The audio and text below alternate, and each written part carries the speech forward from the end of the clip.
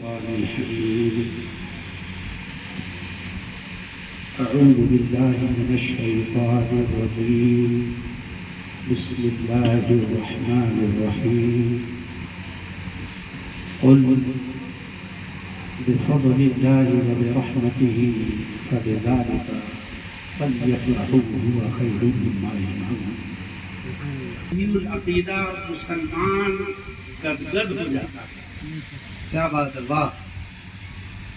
کہ اب ہمارے دکھوں کا ہرنے والا آ گئے. بہت پہلے ایک بار ذہن میں میرے بات آئی تھی. حرم شریف کے بالکل متصل ایک پلاٹ ہے جو ابھی بھی خالی ہے. اس سے پہلے یہ عرض کر دوں کہ میرے برادر نسبتی اور میرے عرفاتی بھائی جناب حاجی سلیم صاحب، اللہ تعالیٰ ان کو شاد اور آباد رکھے. تو ہم لوگ قریب ہم عمر یا تھوڑے بہت ہم بڑے ہوں گے، لیکن یہ ابھی جتنے جوان ہیں اللہ تعالیٰ ان کو سلامت رکھے، ان کو صحت و تندرستی عطا فرمائے. حج کے دوران بھی جبل رحمت پہ چونکہ عورتیں بھی ہم لوگ کے ساتھ تھی اور دونوں عورتوں کو ہم لوگوں نے خیمے میں چھوڑ دیا. بھائی صاحب سے کہا کہ بھائی صاحب جبل رحمت میں چلے گئے. خدا گواہ ہے، جو آنکھوں دیکھی بات ہے وہ کہنے کی بات ہے کہ اگر خدا کا بندہ ٹھان لے کہ اللہ کی رحمت کو مدعو کرنا ہے، اللہ کی رحمت کو دعوت دینی ہے، تو آج بھی خدا کی قسم میں نے آنکھوں سے دیکھا کہ اللہ کی رحمت کو اگر دل اور جگر کے ساتھ، حوصلے کے ساتھ اور اس امید کے ساتھ آواز دی جائے تو آج بھی اللہ کی رحمت آن کے آن میں پہنچا. بے شک، سبحان اللہ. یہ حاجی صاحب گواہ ہیں. جبل رحمت پہ ہم دونوں ہی آدمی ہیں. اس قدر دھوپ کہ پاؤں جل رہا ہے. پہاڑ کے اوپر جتنے بھی پتھر ہیں ایسے ہیں کہ آپ کو چپل پہنے ہیں، لیکن اس کے باوجود اس کی تپش کا یہ عالم ہے کہ پورا تلوا لگ رہا ہے کہ جل رہا ہے. اتنی گرمی، اس قدر تپش اور اس قدر اگر خدا گواہ ہے کہ پورے جبل رحمت میں جتنے حجاج تھے سب لوگوں نے بیک آواز جو اللہ اللہ اللہ اللہ کا ورد کرنا شروع کیا تو پورے جبل رحمت میں بس ایک ہی آواز تھی. خدا گواہ ہے، یہ بھی گواہ ہیں. آن کی آن میں اتنی تپش اور اس قدر دھوپ کے باوجود پتہ نہیں چند منٹ کے اندر 2-3 منٹ کے اندر ایسا بادل آیا اور اس قدر بارش کہ پورے عرفات میں اتنا گھٹنوں تک پانی. سبحان اللہ، سبحان اللہ. نعرہ تکبیر، نعرہ رسالت. عظمت حرمین شریفین، سرکار کی آمد، دلدار کی آمد، سرزمین محدہ بستی. سبحان اللہ، سبحان اللہ. سے جو بات نکلتی ہے اثر رکھتی ہے، پر نہیں طاقت پروار مگر رکھتی ہے. اتنا پختہ ایمان ہو گیا وہاں یہ دیکھ کے، اے اللہ یہ سچ ہے کہ تو مومن کے شہر رب سے بھی زیادہ قریب ہے. سبحان اللہ. یہ ایک ایسا عقیدہ بنا وہاں اور یہ ایک عقیدہ پختہ ہوا کہ خدا کو سچے دل سے اگر اس کا کوئی بھی گنہگار بندہ دل سے آواز نکال کے آواز دیتا ہے تو اللہ کی مدد، اللہ کی رحمت اس کے شامل حال ہے. تو یہ تو ہم نے اپنے عرفاتی بھائی کے جوش و جذبے کو، تو وہاں بھی ان کے جذبات ایسے ہی رہتے تھے. کچھ اندرونی باتیں بھی ہیں مگر ہم بول نہیں سکتے ہیں، وہ ناراض ہو جائیں گے. کچھ ایسی بھی باتیں ہیں جس کو سیغہ راز میں رکھنا میرے لیے ازحد ضروری ہے. مینا کا واقعہ تھا لیکن ہم بتائیں گے. بہرحال جبل رحمت کی بات آئی تو آمد مصطفیٰ کا موقع ہے. واہ واہ. آمد مصطفیٰ کا موقع ہے اور وہ مشہور بات، وہ مشہور واقعہ اور وہ مشہور قصہ جس کو رات دن ہم اور آپ سنتے رہتے ہیں، مگر جو اس سے نتائج اخذ ہوتے ہیں اس کی طرف ہماری توجہ نہیں ہے. ہم وہ واقعہ سنا کے آپ کے دل کو گرمانا چاہیں گے. غار حرا بھی الحمدللہ ساتھ میں گئے تو غار حرا میں جو واقعہ ہوا تھا ہجرت کے موقع سے پیارے آقا صلی اللہ علیہ وسلم صدیق اکبر رضی اللہ تعالیٰ عنہ کے ساتھ غار حرا تشریف لے گئے. تو پہلے صدیق اکبر داخل ہوئے, غار کی صفائی کی. غار سور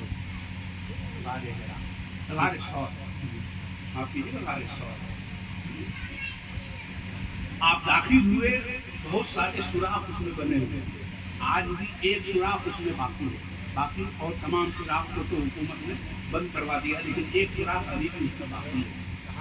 مشہور واقعہ ہے کہ صدیق اکبر نے پیارے آقا کی محبت کی, بات محبت کی آ گئی تو بہت سبحان اللہ, سبحان اللہ. ربیع الاول شریف کا مہینہ اور محبت کی بات نہ ہو. واہ واہ. ارے بندے مصطفیٰ سے کیا محبت کریں گے جو خدا محبت سے. بے شک. واہ واہ واہ.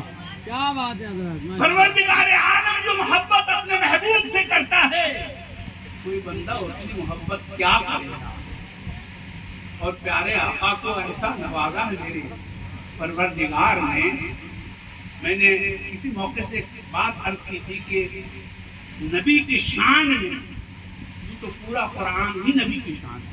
بے شک. ام المومنین سیدہ صدیقہ رضی اللہ تعالی عنہا سے کسی نے پوچھا کہ آپ سرکار ابرقرار کے اخلاق بیان فرمائیں. تو ام المومنین نے برجستہ فرمایا کہ کیا تم نے قرآن نہیں پڑھا؟ تو سائل نے کہا ہم سمجھ گئے. سیدہ نے پوچھا کیا سمجھے؟ تو اس نے کہا یہی کہ جو قرآن میں ہے وہی سیرت مصطفیٰ ہے, وہی اخلاق مصطفیٰ ہے. سیدہ نے کہا تم نے خاک سمجھا, یہ سچ نہیں کہ جو قرآن میں ہے وہی اخلاق مصطفیٰ ہے, بلکہ سچائی یہ ہے کہ جو اخلاق مصطفیٰ ہے وہی قرآن میں ہے. واہ واہ واہ واہ. نعرہ تکبیر, نعرہ رسالت, عظمت مصطفیٰ, آمد مصطفیٰ کانفرنس.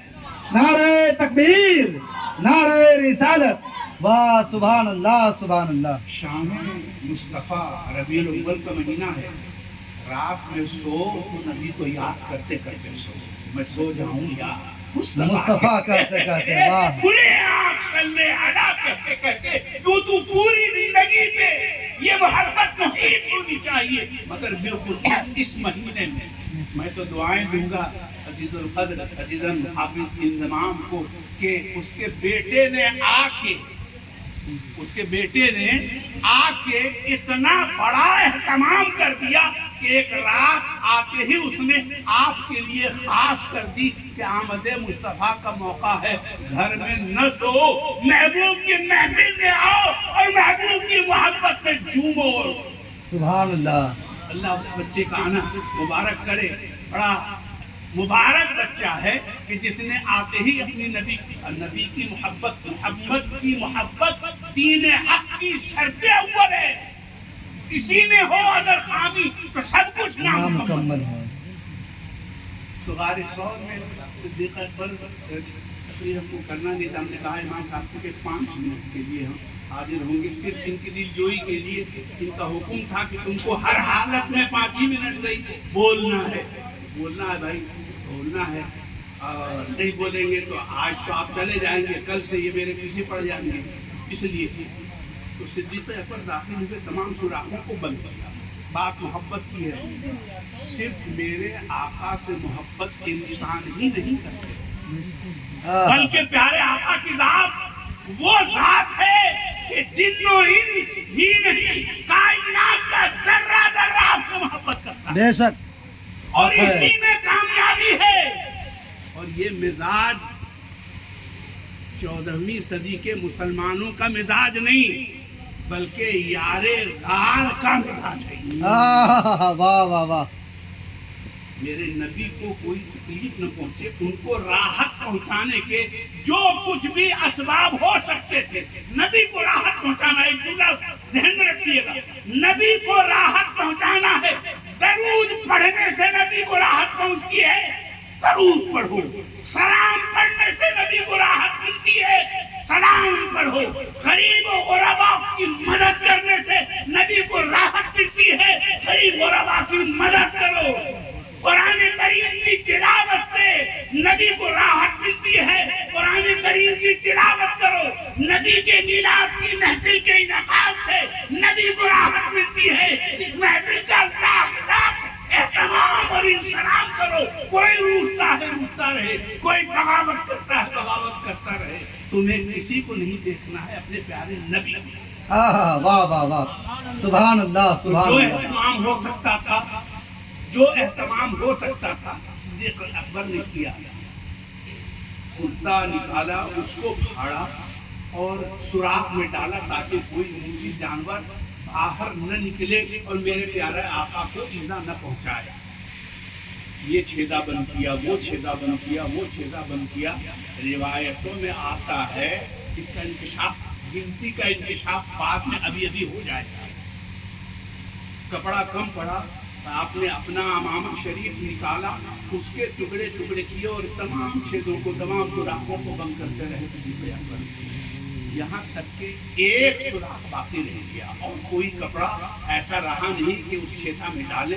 تو صدیق اکبر نے اپنی ایڑی کو اس سوراخ میں رکھ دیا تاکہ کوئی موذی جانور اس سے باہر نہ نکلے. آج محبت کا امتحان ہے. کبھی کبھی ہماری اور آپ کی محبت کا بھی امتحان ہوتا ہے، ہم فیل ہو جاتے ہیں.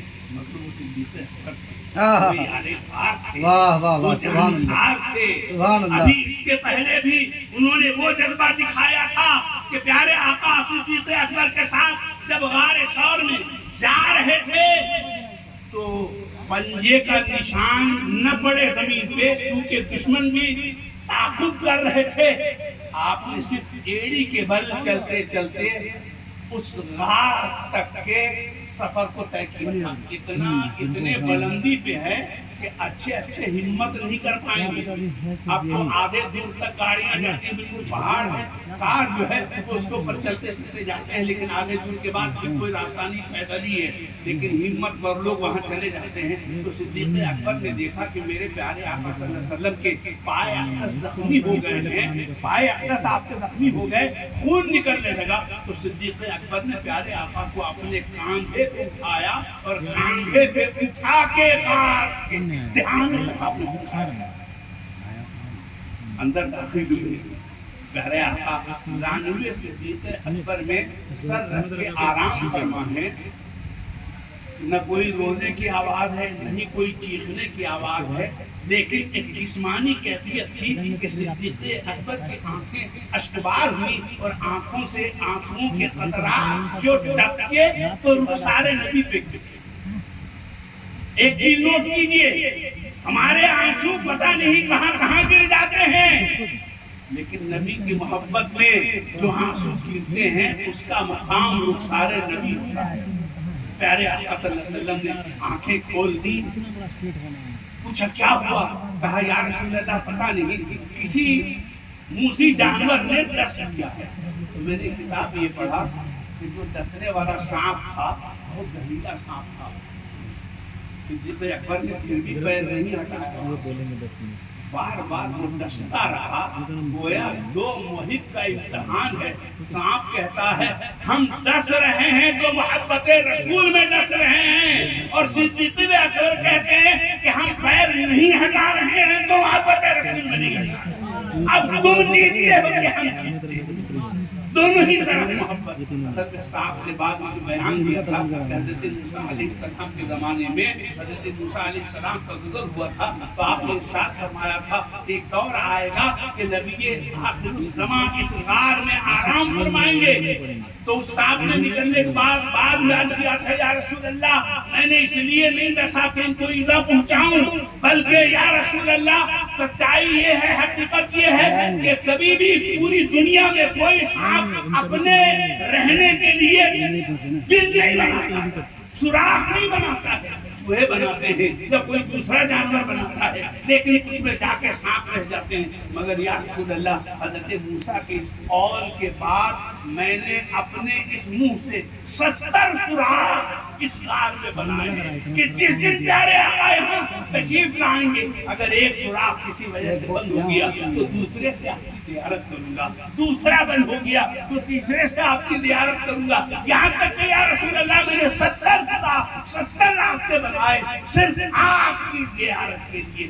وہ کیسا حسین سبحان اللہ سبحان اللہ کہ ایک موذی جانور بھی پیارے آقا کی زیارت کے لیے اپنے منہ سے 70 راستے تیار کرتا ہے کہ مجھے نبی کی زیارت کرنی ہے۔ اے بندہ مومن، اے عاشقان مصطفیٰ، کیا ہماری زندگی میں کوئی ایسی بھی رات گزری ہے کہ ہم نے سونے سے پہلے یہ طے کیا ہو کہ آج کوئی ایسا کام کر لیں، آج اتنی مرتبہ درود پڑھ لیں کہ پیارے آقا جناب محمد رسول اللہ صلی اللہ علیہ وسلم کی زیارت ہم کو نصیب ہو جائے؟ کرنا چاہیے ہمیں۔ بہرحال یہ ہوا، سفر ہجرت ختم ہوا، آقا تشریف لے گئے، صحابہ کرام کا جم گھٹا ہے، لوگوں نے رودات سننا چاہی سفر ہجرت کی۔ پیارے آقا جب گویا ہوئے تو صحابہ نے عرض کیا یا رسول اللہ صلی اللہ علیہ وسلم آپ آرام فرمائیں، ہم رودات حضرت ابو بکر صدیق رضی اللہ تعالیٰ عنہ سے سن لیں گے۔